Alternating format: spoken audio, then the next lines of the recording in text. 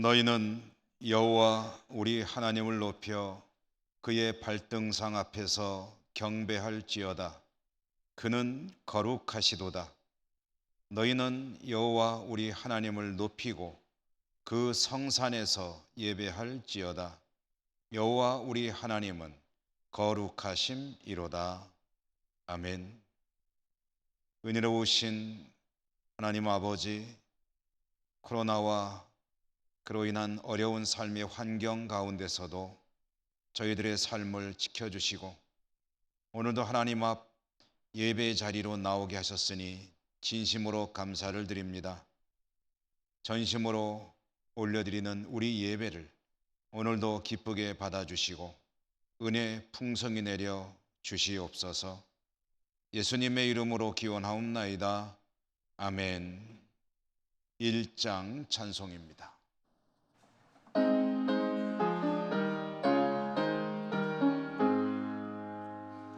만복의 근원 하나님, 온 백성 찬송 드리고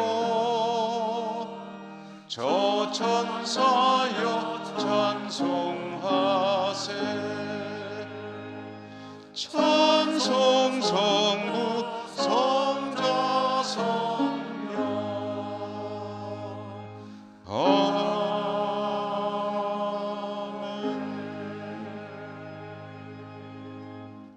고백의 기도를 함께 드리겠습니다.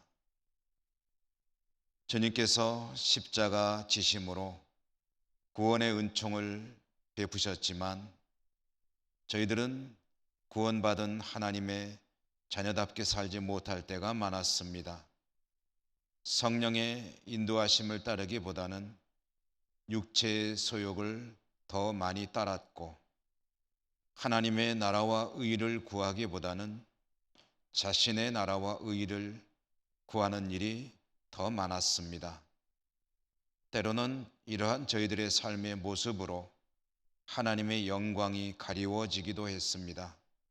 저희들의 부족함과 연약함을 불쌍히 여겨 주시옵소서. 이 시간에 다 고백드릴 수 없는 저희들의 모든 숨겨진 은밀한 죄와 허물들까지 침묵하며 고백합니다.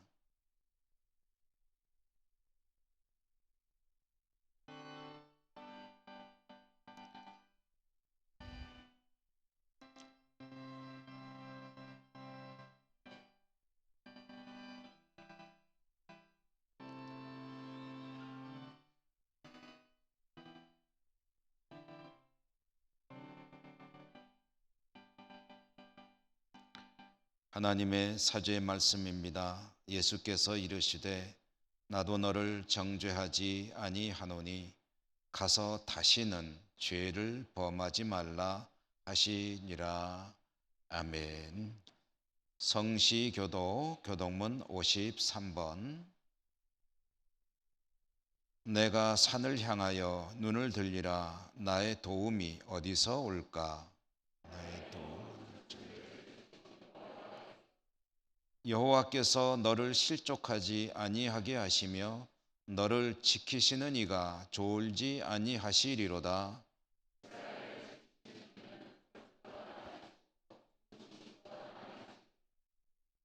여호와는 너를 지키시는 이시라. 여호와께서 내 오른쪽에서 내 그늘이 되시나니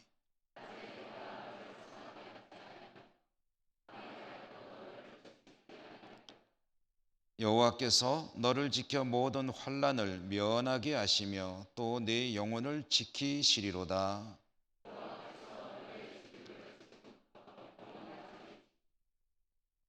아멘. 사도신경 신앙 고백합니다. 나는 전능하신 아버지 하나님 천지의 창조주를 믿습니다.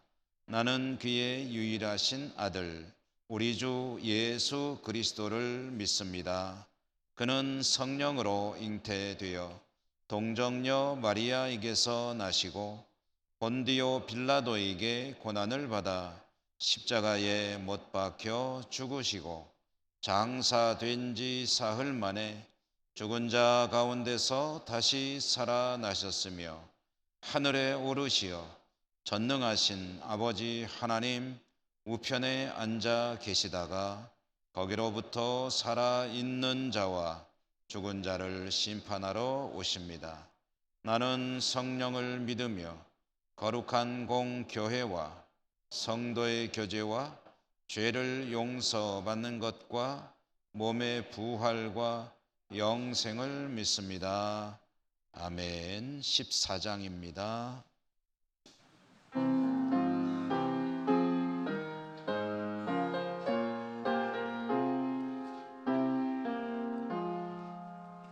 주 우리 하나님 하늘에 계시니 온전한 만민 주 앞에 찬송하네.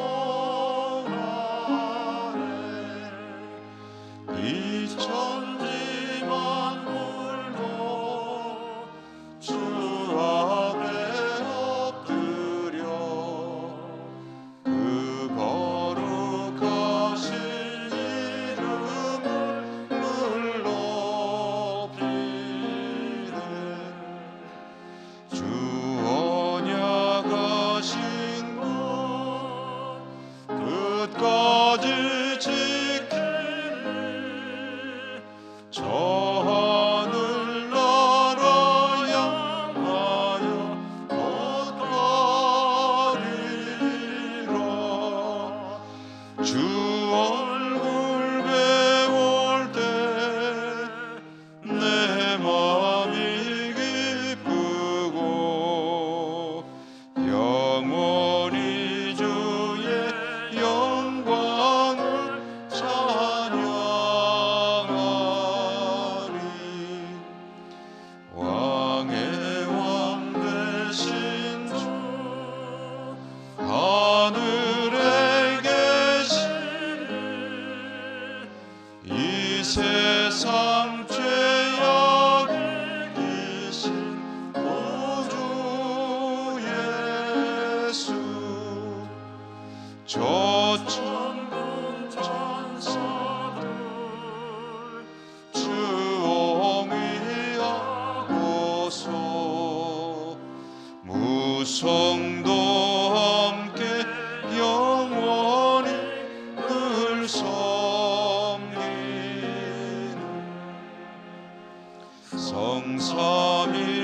성삼위일체계 승리한 우리들 다 기쁜 소리 높여서 감사드려. 창조주 하나님 내 주님 되시니 주 앞에 나도 엎드려 경배하네.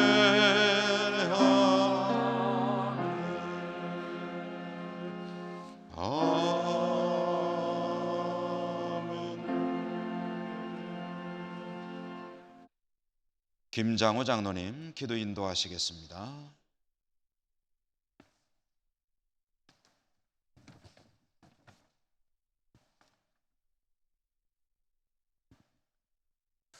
거룩하신 하나님 아버지, 오늘 거룩하고 복된 주일을 허락하시고 온 세계가 코로나 팬데믹으로 어려운 가운데 저희들을 안전하게 지켜주신 은혜 감사드립니다.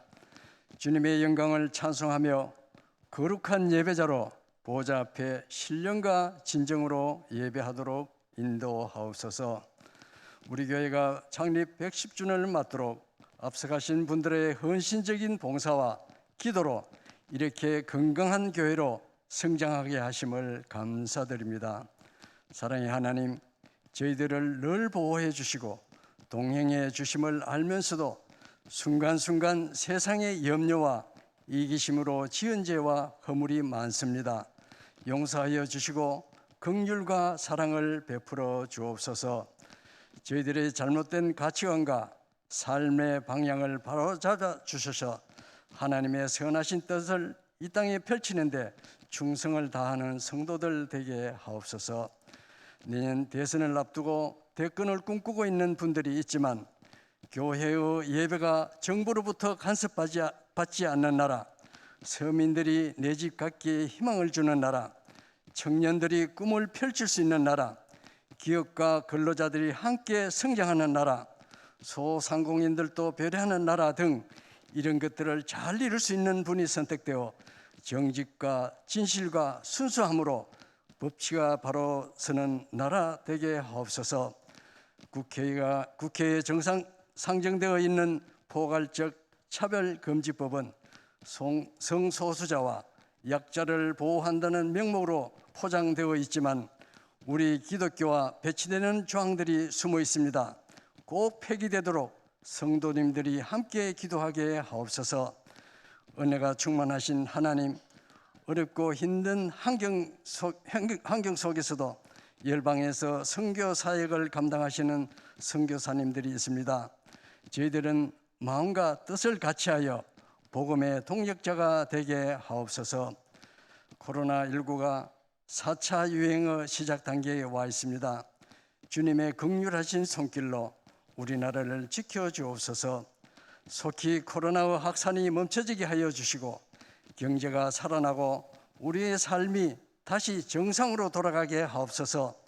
모두가 지쳐있는 이때에 육체적으로 경제적으로 고통받는 분들을 기억하시고 그리스도의 사랑으로 품고 섬길 수 있는 교회 되게 하옵소서. 성도님들 가정마다 어려움에 매인 결박을 풀어주시고 한우에게는 치유의 은사를 내려 주옵소서. 능력의 하나님 아버지, 우리 교회의 기관마다 은혜 주시고 기관장을 비롯한 회원들이 말씀 앞에 순종하며 더욱 큰 일을 감당하는 자들이 되게 하옵소서. 급변하는 시대에 우리 교회가 하나 되고 하나님 마음에 흡족한 교회, 이웃을 섬기는 교회, 선교하는 교회, 건강하고 성숙한 교회로 쓰임받게 하옵소서. 교회 학교 여름 행사를 준비하는 지도교육자와 부장집사와 교사들에게 은혜 주셔서 여름 행사를 통해 교회 학교가 한층 더 성장하게 하옵소서. 진정 아이들을 사랑하며 한 명 한 명 아이들 이름을 불러가며 기도하는 교사들 되게 하옵소서. 여름 행사를 통해 교회 학교가 부흥되어 아이들로 가득 차는 교회 되게 하옵소서. 장마가 끝나고 최대의 폭염이 온다 하니 우리 교회 연로하신 어르신들 건강도 지켜주시옵소서. 오늘도 말씀 들고 다니시신 김용수 목사님에게 갑질의 능력 주시고 건강한 목회와 성령의 감동 감화가 있는 목회 되게 하옵소서. 저희들은 그 말씀으로 심신이 허약한 자에게는 힘과 용기가 되고 상함을 입은 자에게는 위로가 되며 심령이 새로워지는 예배 되게 하옵소서. 동역하시는 부교역자들에게도 은혜 주셔서 크게 성장하여 훌륭한 목회자로 성장하게 하옵소서. 호산나 찬양되어 찬양을 흠량하여 주시고 예배를 위해 음으로 양으로 봉사하는 예배위원들을 기억하옵소서. 영원한 생명수를 공급하시는 거룩하신 예수님의 이름으로 기도합니다. 아멘.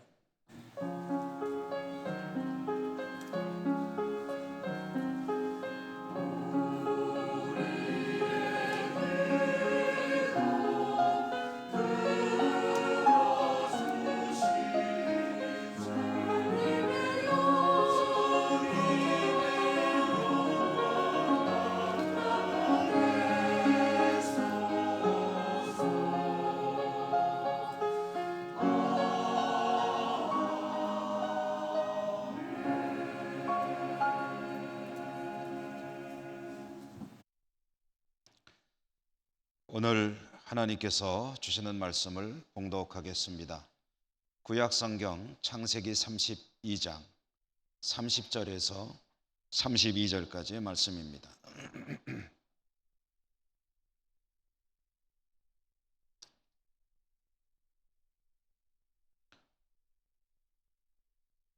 그러므로 야곱이 그곳 이름을 브니엘이라 하였으니 그가 이르기를 내가 하나님과 대면하여 보았으나 내 생명이 보존되었다 함이더라.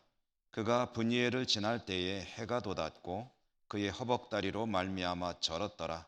그 사람이 야곱의 허벅지 관절에 있는 둔부의 힘줄을 쳤으므로 이스라엘 사람들이 지금까지 허벅지 관절에 있는 둔부의 힘줄을 먹지 아니하더라. 아멘. 호산나 찬양대 하나님께 찬양 올려드립니다.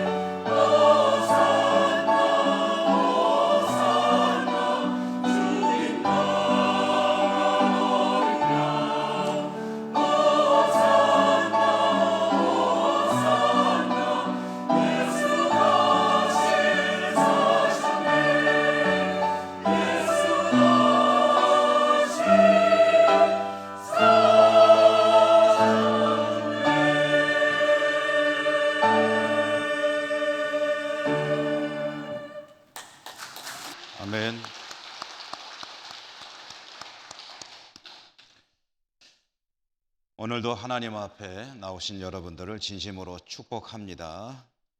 주님 은혜가 함께 하시기를 기원합니다.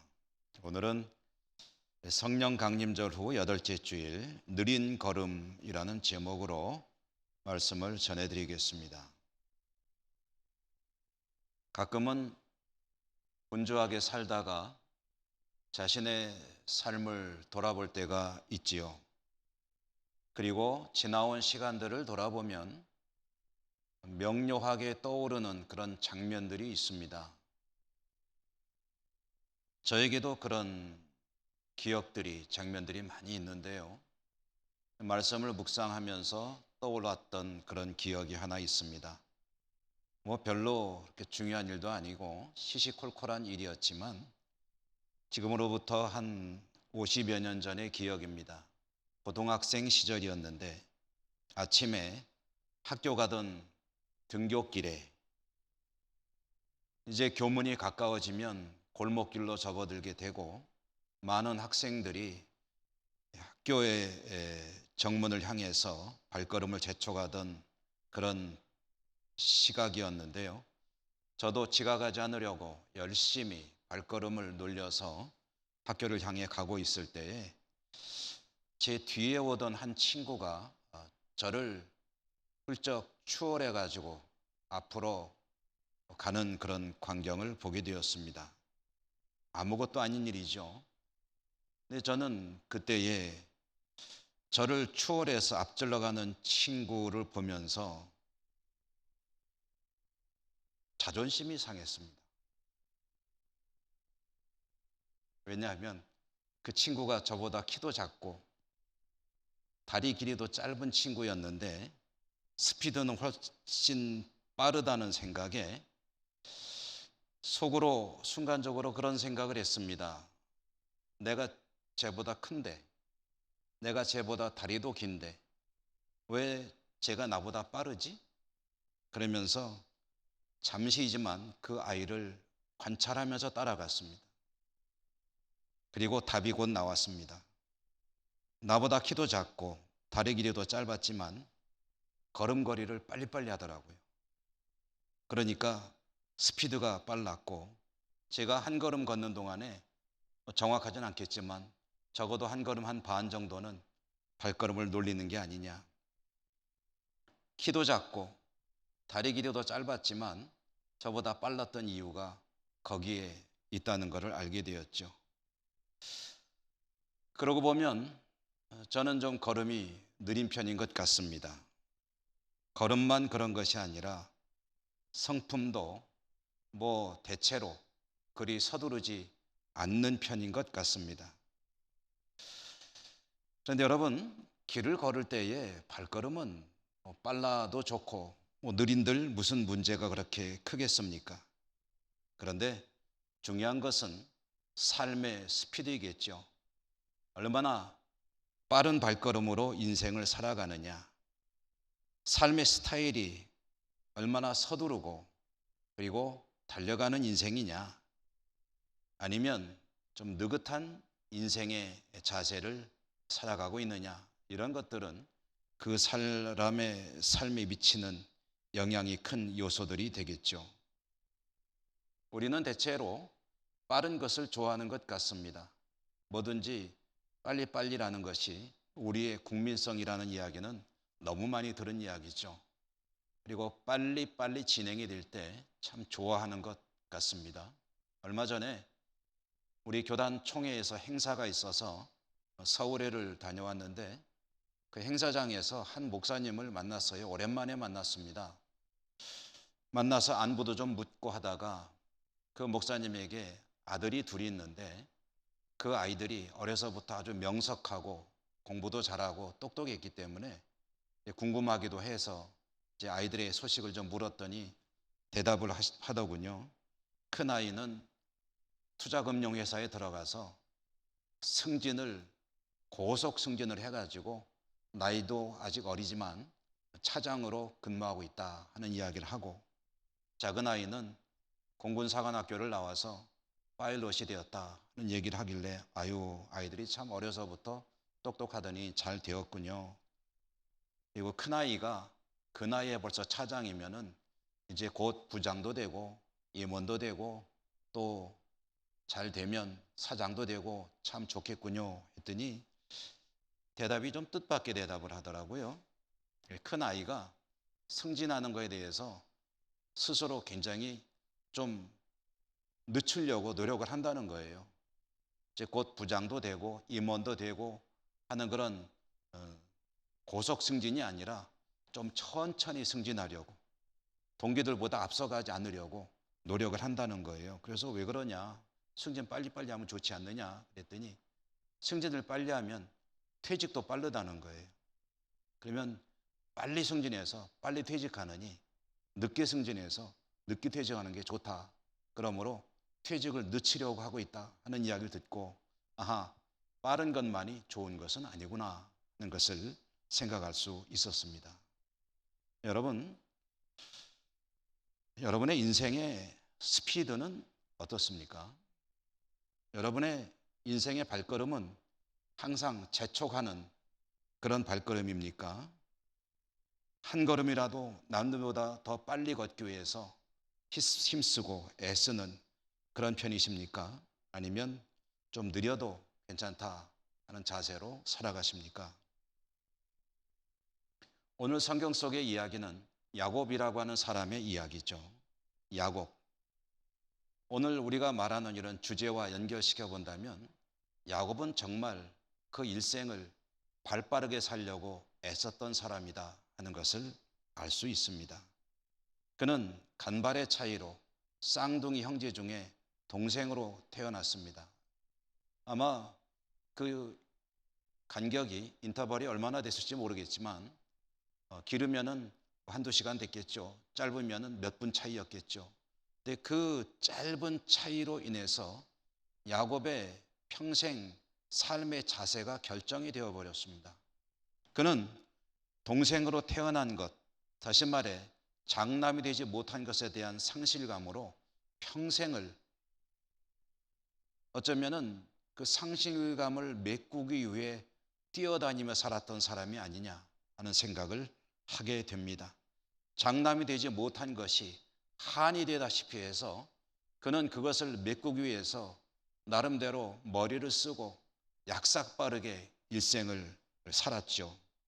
형 에서에게 사기를 치다시피 해서 장자권을 양도받으려고 했고요. 아버지를 속여서 앞이 안 보이는 아버지의 약점을 이용해서 그 아버지를 속여 장자가 받는 축복을 가로채기도 했습니다. 그렇게 꾀를 부리며 살다가 결국 형의 분노를 견디지 못하고 죽음의 위험에 처했을 때 집을 떠나 도망자로 살아야 했고 지금 생각하면 어마어마하게 먼 곳입니다. 멀리 외삼촌의 집으로 피신을 해서 거기에서 마치 머슴처럼 일꾼으로 살게 되었는데요. 그런데 그 외삼촌이 또 대단한 사람이었죠. 멀리서 자기 집으로 피신해온 그 조카를 품삯을 안 주고 부려먹고 싶은 그런 욕심에 나름대로 꾀를 부리면서 조카를 공짜로 부려먹으려 했던 외삼촌. 그 외삼촌과의 치열한 머리싸움 끝에 야곱은 결국은 하나님의 은혜로 큰 부자가 되게 되지요. 재산을 많이 모았습니다.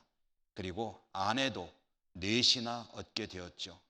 아이들도 아들을 11명이나 낳고 딸도 얻었고 그렇게 해서 정말 큰 부자가 되었을 때 이렇게 부자가 되니까 외삼촌과 관계가 악화됐습니다. 함께 살 수가 없게 되었습니다.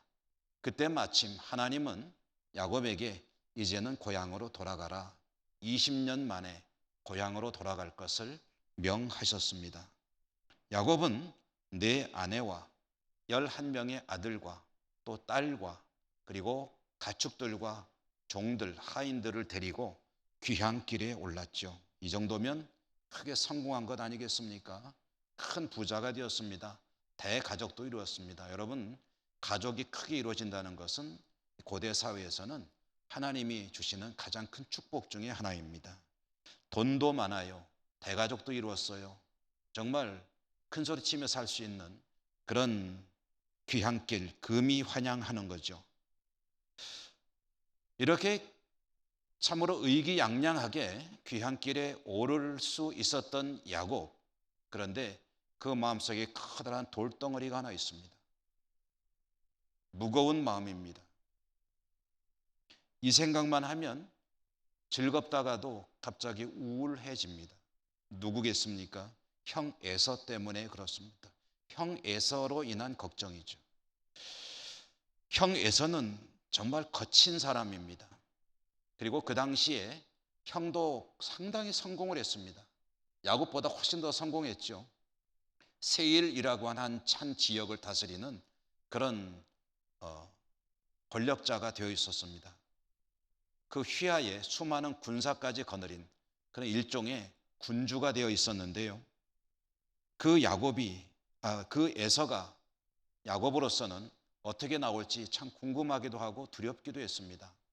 형에 대해서 동향을 살펴보도록 사람을 보내 알아보니까 소식이 들려오기를 에서가 야곱이 고향으로 돌아온다는 그 소식을 알고 수백 명의 군사를 거느리고 이쪽을 향해 달려오고 있다는 그런 정보가 입수가 됐습니다. 야곱이 생각하기에 에서가 수백 명 군대를 거느리고 자신을 향해 오는 이유가 무엇일까? 과거 내가 저지른 그런 잘못에 대해서 아직도 분을 품고 있구나, 화가 안 풀렸구나, 나를 죽이려고 달려오는구나 하는 생각을 하니까 그만 겁에 질리지 않을 수가 없었습니다. 야복이라고 하는 나루터에 당도했습니다. 야복 나루터를 건너게 되면 본격적으로 이제 자신의 고향 땅으로 진입하게 되는 겁니다. 야복 나루터의 당도에서 그 나루를 건너는데 야곱은 아내들도 보내고 아이들도 보내고 종과 가축까지 다 나루를 건너서 가게 한 후에 자기는 건너지를 못합니다. 발걸음이 안 떨어졌던 것 같아요. 두려움에 짓눌려가지고 야곱은 그것에 혼자 남았습니다.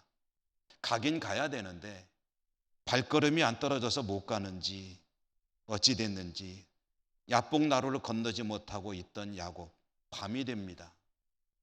그런데 어떤 사람이 찾아왔습니다. 그 사람은 하나님이셨습니다. 하나님께서 찾아오셔서 야곱과 성경에 보면은 밤새워 씨름을 했다고 합니다.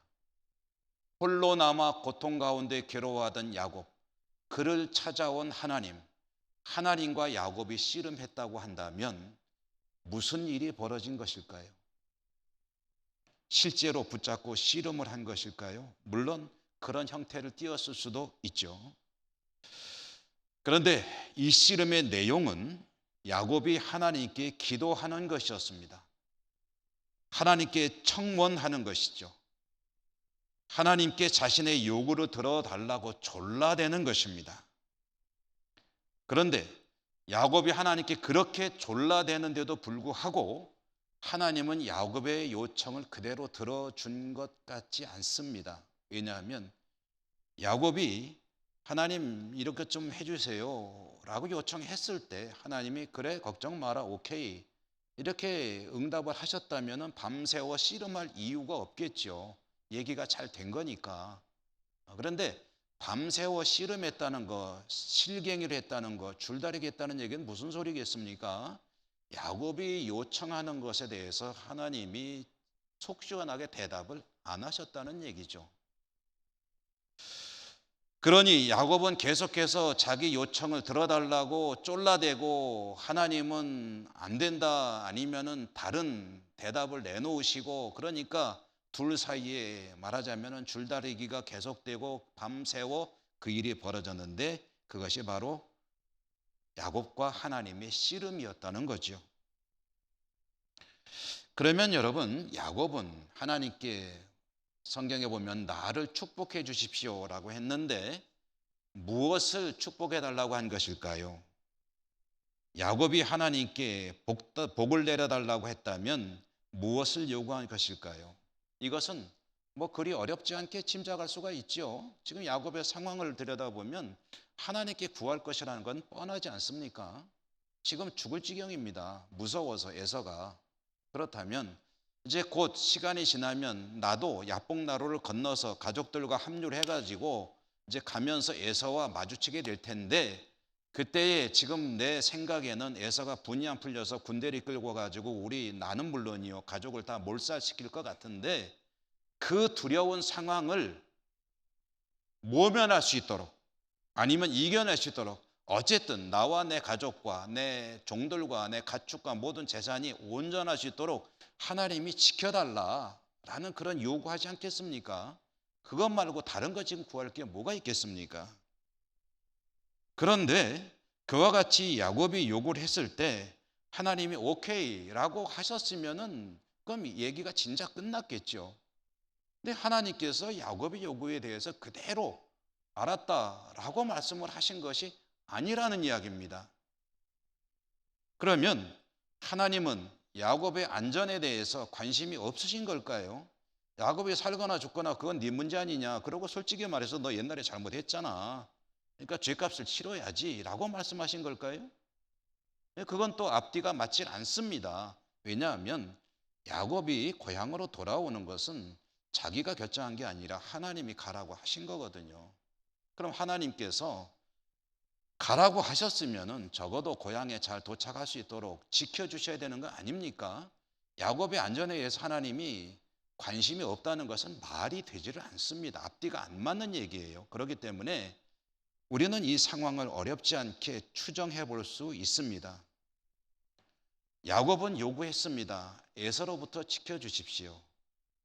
그럼 하나님께서 거기에 대해서 뭐라고 대답하셨느냐?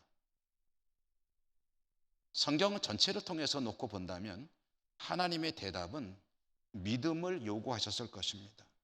하나님의 말씀은 그래 알았다 믿고 가라 라고 말씀하신 것이죠.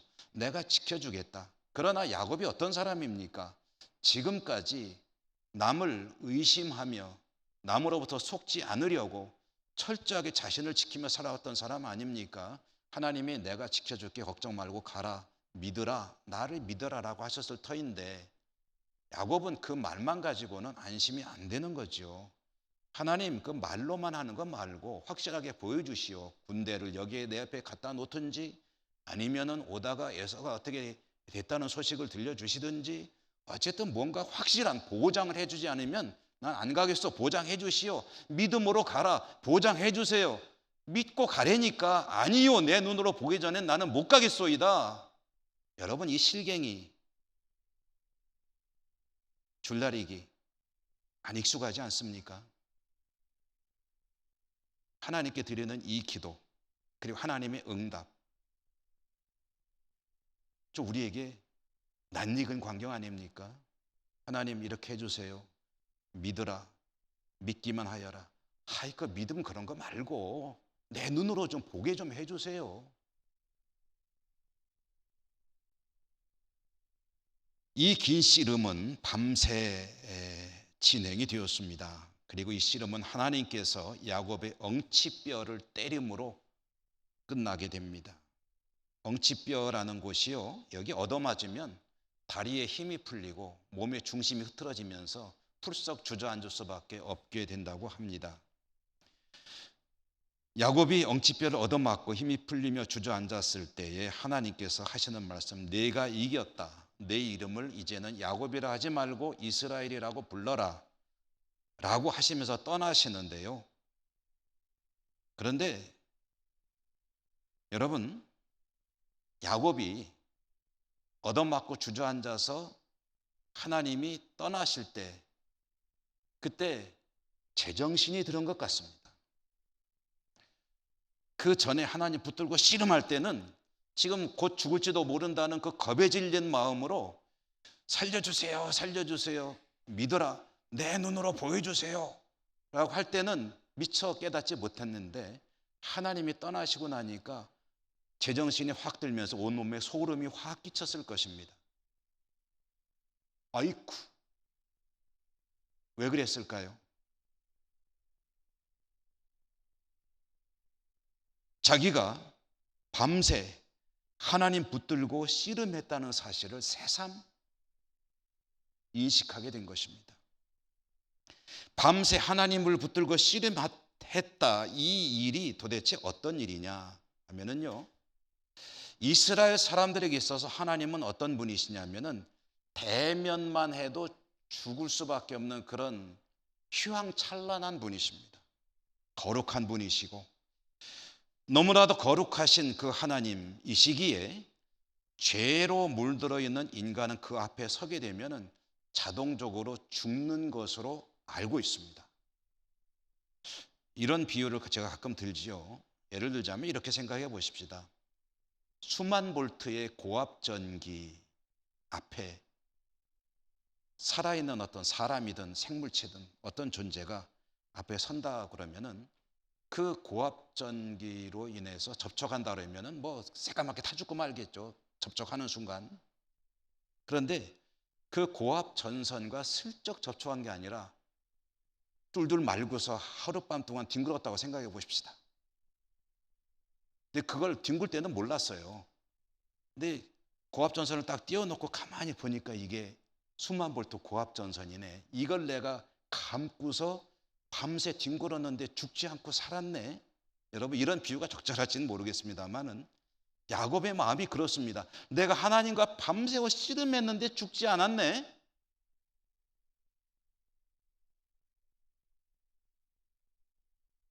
그 생각을 하면서 야곱이 깨닫는 깨달음이, 번쩍하고 스쳐가는 깨달음이 있는데요. 그게 뭐냐면은 내가 하나님과 함께 밤새 씨름해도 죽지 않았다고 한다면 이것이 하나님이 보여주시는 증거가 아니겠느냐. 내가 그런 어마어마한 상황에서도 죽지 않았다고 한다면 하나님과 그렇게 씨름해도 안 죽은 내가 아무리 에서가 막강한 존재를 할지라도 하나님과 대비할 수는 없지 않느냐. 그렇다면 에서를 만나도 내가 죽지 않을 수 있겠구나. 하나님께서 나를 지켜주신다는 믿으라는 말씀이 그런 의미로구나 하는 것을 깨달았을 것입니다. 야곱은 그 사실을 깨달으며 야복나루를 건너 이제 가족들이 먼저 간 그 길로 가게 되는데, 그때 떠나면서 그 장소를 이름을 하나 붙였어요. 뭐라고 붙였냐면 브니엘이라고 붙입니다. 브니엘이라는 이 말의 의미는 하나님의 얼굴이라는 뜻입니다. 그러니까 야곱이 거기에서 하나님의 얼굴을 대했는데, 대한 정도가 아니라 밤새 붙들고 뒹굴었는데, 그런데 하나님께서 나를 살려주셨으니 이것이 하나님이 나를 지켜주신다는 징표다라는 신앙 고백으로 그 이름을 브니엘이라고 짓고 이제 가족들이 간 길로 가게 됩니다. 에서를 만나게 되겠죠. 여러분, 그런데 오늘 제가 쭉 드린 말씀은 오늘 읽은 말씀의 앞에 나오는 내용들입니다. 이제 야곱이 그곳 이름을 브니엘이라고 이름을 짓고 그곳을 건너서 길을 가는 모습을 오늘 성경이 전해주고 있죠. 그런데 야곱이 야복나루를 건너 그 길을 가게 될 때, 여러분, 그때 밤이 지나고 해가 뜨고 있었다고 합니다. 성경이 그 광경을 전해줍니다. 야곱이 야복나루를 건너갈 때 해가 돋고 있었다. 성경이 그 이미지를, 그 광경을 마치 그림을 그리듯이 보여주고 있습니다. 여러분, 마음속에 한번 그림을 그려보시죠. 야복나루를 건너 야곱이 터덜터덜 걸어가고 있습니다. 그때 해가 뜨고 있습니다. 해가 야곱을 비춰줬겠죠. 어둠이 물러가고 빛이 다가온다는 의미겠죠. 저는 이 말씀 묵상하면서 또 떠오르는 제 지나온 시간 중에 아주 선명하게 기억되는 광경이 하나 있었습니다. 그것은 제가 군 복무하던 시절의 이야기입니다. 저는 바닷가 해안 초소에서 경계병으로 밤에 보초를 서는 그런 부대에서 군 시절을 보냈습니다. 밤이 되면 해안 초소에서 혹시 뭐 간첩이 오나 뭐 그런 것들을 경계하기 위해서 땅 파는 초소에 가서 밤새 이제 보초를 서게 됩니다. 낮에는 잠을 자죠. 밤에는 보초를 서죠. 이런 생활을 이제 계속 하게 되는데, 겨울이 되면 바닷가에서 밤에 보초를 서는 것은 그야말로 극한 직업? 그런데 극한에 이르는 일입니다. 얼마나 추운지 참 견디기가 힘든 그때에 그 추운 겨울바다를 바라보면서 총을 메고 한 가지 바라는 게 뭐가 있겠습니까? 간절하게 바라는 게 한 가지. 그것은 저 먼 동이 터오는, 여명이 터오는 그것, 그 한 가지만을 바라보며 그 밤을 지셉니다. 그러다가 그 추운 겨울이 지나고 먼 동이 터올 때 마음속에는 정말 얼마나 반가운지 그 빛이.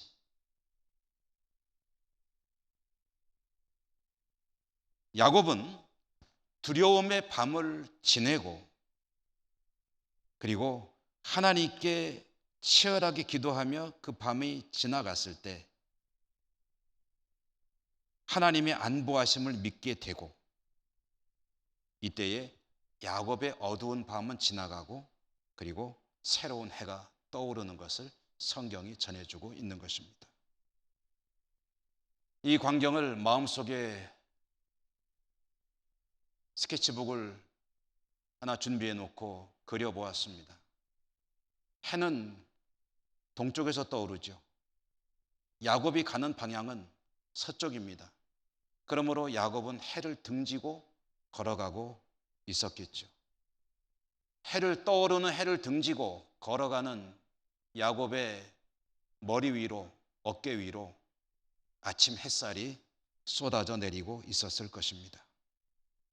그 아침 햇살을 등으로 받으며 야복나루를 건너 걸어가는 야곱의 발걸음. 평생을 뛰듯이 오직 앞만 바라보고 자신의 목표를 향해 달려갔던 야곱의 발걸음. 근데 지금 가장 위기의 순간에 걸어가는 야곱의 발걸음은 어떻습니까? 성경에 보니까 그의 허벅다리로 말미암아 절었더라. 그는 절뚝거리며 발걸음을 옮겨놓고 있었다는 이야기입니다. 절뚝거리는 발걸음이 그가 평소에 살아왔던 빠르게 자기의 목표를 향해 달려가는 발걸음일 수는 없는 거죠. 지극히 느린 천천히 절뚝절뚝거리며 걸어가는 그의 발걸음. 어쩌면 야곱과는 너무 안 어울리는 발걸음이죠. 쌍둥이 동생으로 태어난 상실감, 그것을 메우기 위해서 얼마나 약삭빠르게 살았는지 모릅니다. 자기는 형과 아버지를 속였지만 자신은 남에게 속지 않기 위해서 하루하루를 긴장 가운데 살았습니다. 심지어는 삼촌에게도 속지 않기 위해서 신경전을 벌여야 했습니다. 그렇게 하루하루 한순간 한순간 긴장의 연속 속에 발빠르게 움직이며 살아왔던 야곱의 발걸음이 지금 가장 위기의 순간에 오히려 절뚝절뚝거리며 느리게 천천히 걷는 발걸음이 되어버렸습니다. 그런데 이 어울리지 않는 야곱의 발걸음이 어쩌면 그동안 걸었던 가장 빠르고 힘차게 걸었던 걸음보다도 더 편하고 평강으로 걷는 발걸음이었을 것입니다. 왜 그렇습니까? 하나님께서 지켜주신다는 것을 확신하고 걷기 때문입니다.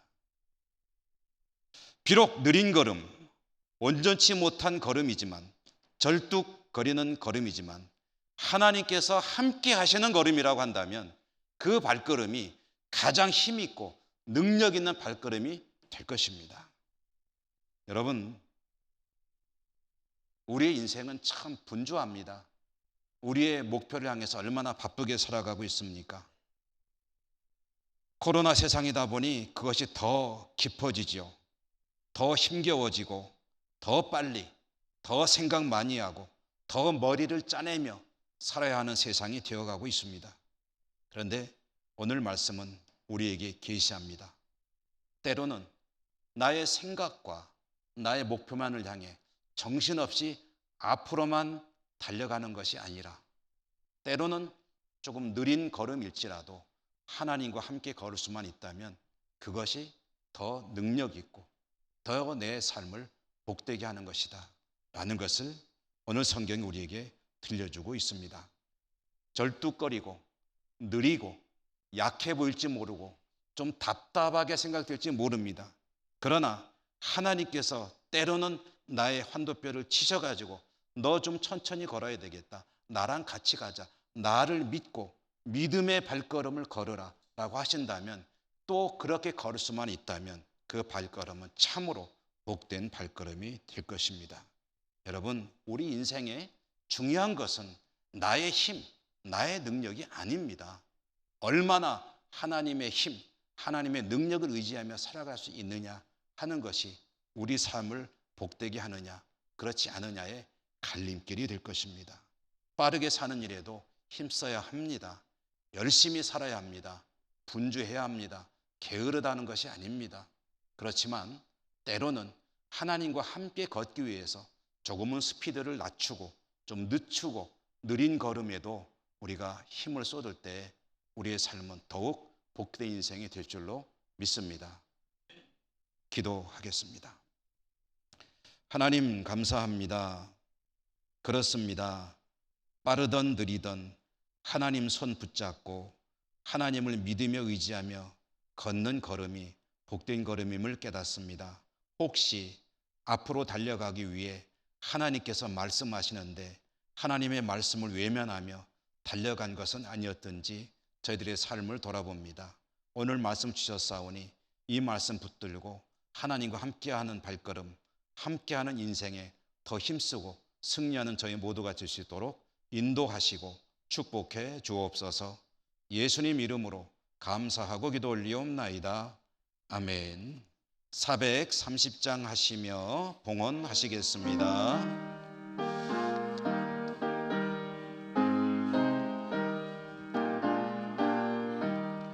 주와 같이 길 가는 것 즐거우니라니가 우리 주님 걸어가신 발자취를 밟겠네. 한 걸음 한 걸음 주 예수와 함께 날마다 우리 걸어가리. 어린아이 같은 우리 미련하고 약하나 주의 손에 이끌리어 생명길로 가겠네. 한 걸음 한 걸음 주 예수와 함께 날마다 우리 걸어가리. 꽃이 피는 들판이나 험한 골짜기라도 주가 인도하는 대로 주와 같이 가겠네. 한 걸음 한 걸음 주 예수와 함께 날마다 우리 걸어가리. 옛 선지자의 녹같이 우리들도 천국에 들려 올라갈 때까지 주와 같이 걷겠네. 한 걸음 한 걸음 주 예수와 함께 날마다 우리 걸어가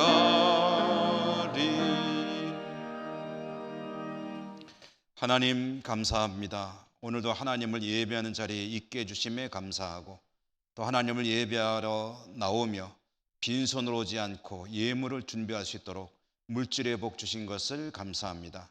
하나님께서 주신 것의 일부를 거룩하게 정성껏 구별해 오늘도 올려드립니다. 기쁘게 받아주시고 드리는 저희들의 삶이 더욱 복되게 하여 주옵소서. 열심히 살았습니다. 이제는 하나님과 함께하는 삶에 더 힘쓰며 더 마음을 집중하며 더욱 복된 삶으로 나가는 저희 모두가 될 수 있도록 인도하시고 축복해 주옵소서. 예수님 이름으로 감사하고 기도 올리옵나이다. 아멘.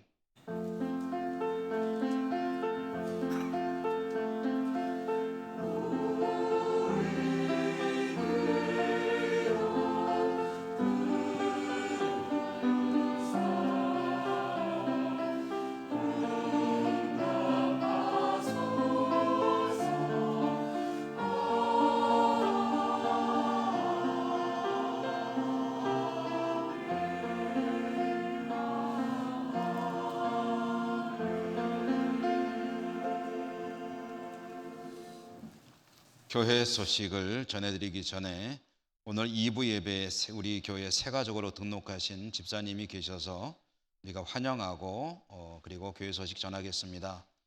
정연분 집사님이신데요. 한번 일어나 주시면 우리가 축복하며 환영하겠습니다.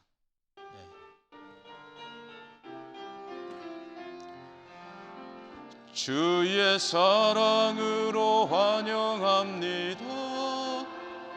주의 사랑으로 환영합니다. 형제 안에서 주의 영광을 보내 주의 사랑으로 환영합니다.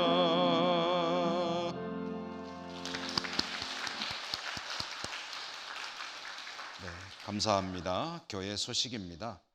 오늘 2부 예배 후에 교육위원회 모임은 찬양대실에서 있습니다. 다음 주에는 정기당회가 있겠습니다. 영주노예 행사 장로 산악회 44차 산행 8월 26일부터 토요일까지 제주도입니다. 참가 신청은 미리 해야 합니다. 7월 20일까지 신청하셔야 되고 문의는 김장호 장로님에게 하시기 바랍니다. 교회학교 여름행사 광고가 주보에 나와 있죠.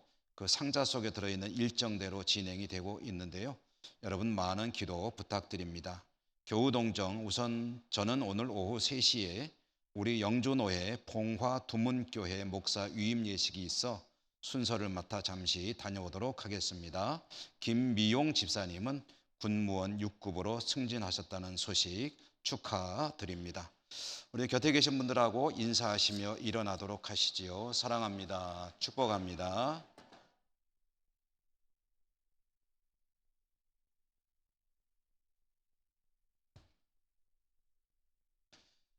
주 기도송과 축도로 예배를 마치겠습니다.